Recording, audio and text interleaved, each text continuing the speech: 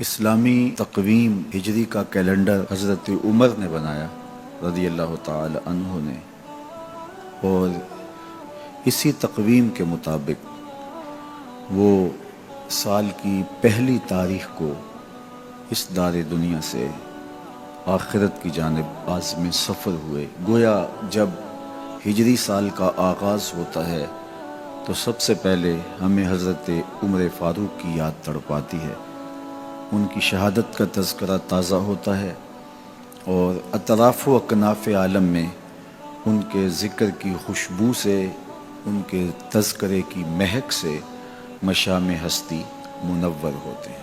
تو یہ نئے سال کا آغاز ہے، ہم نئے عزم کے ساتھ آگے بڑھیں اور اپنی صبح کا آغاز صلاۃ التہجد سے کریں۔ تہجد کے لمحے اللہ کی رحمتوں کے نزول کے خاص لمحے ہوتے ہیں۔ میرے بزرگ فرمایا کرتے تھے کہ باطن کی صحت کے لیے تہجد کی نماز بہت ضروری ہے، اور جسم کی صحت کے لیے صبح کی سیر بڑی ضروری ہے۔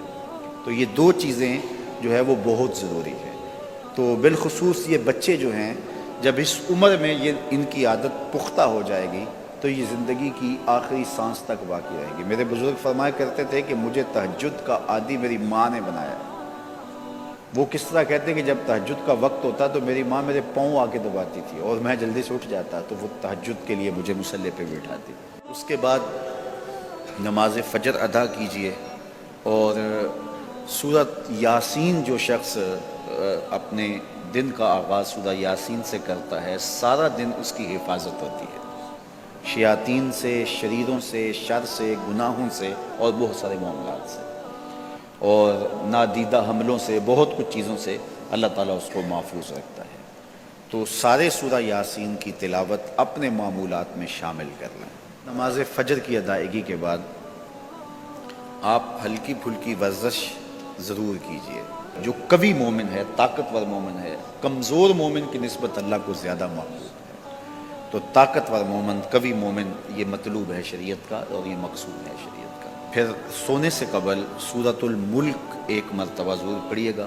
جس طرح سورہ یاسین پڑھتے ہیں تو سارا دن آپ کی حفاظت رہتی ہے، اور سورہ ملک اگر پڑھتے ہیں تو ساری رات آپ کی حفاظت رہتی ہے۔ اور سورہ واقعہ ایک مرتبہ یہ زندگی میں معمول بنا لیں، کیونکہ ہمارے جو معاشی مسائل ہیں اس کا بہترین روحانی حل سورہ الواقعہ ہے۔ سورہ الواقعہ کی تلاوت کرنے والا کبھی بھی کنگال نہیں رہتا۔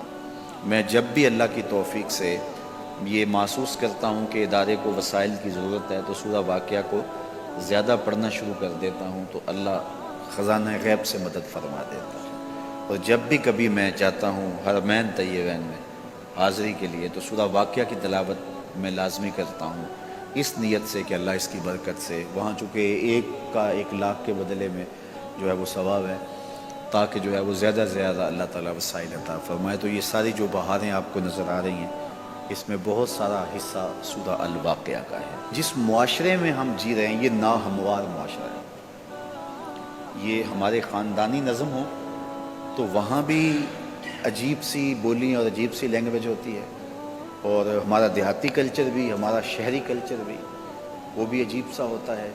اسی طرح جو ہے وہ یہ ہمارے مدارس کی، مساجد کی دنیا بھی، یہ بھی ایک الگ کائنات ہوتی ہے۔ تو اس میں بھی مخصوص ایک طریقہ کار ہے اپنے مد مخالف کے لیے اور اپنے مد مقابل کے لیے۔